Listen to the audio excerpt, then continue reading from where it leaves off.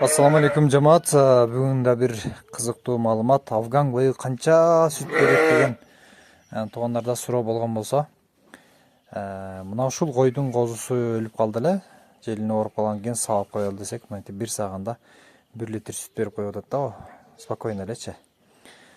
Демек, сүттүүлүгү чынында чек жок. Кээ бирки койлордун желиндери уйдун желиндей эле аябагандай чоң болот. Албетте койдун сүтүн сатып бизнес кылыңыздар дегенден алыспыз, бирок койдун айта кетүүчү нерсе, койдун сүтү бул уйдун дагы, эчкинин дагы сүтүнөн пайдалуураак экендиги бул илимде далилдениптир.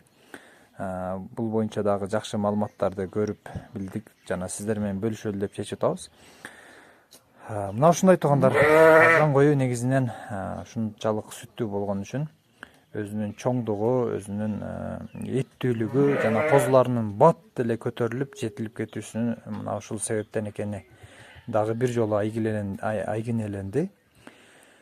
Демек, туугандар, жакшы койлорго өтүңүздөр, сапаттуу койлорго дагы бир жолу бул жакшы нерсе. Сапаттуу койлорду кырмаңыздар.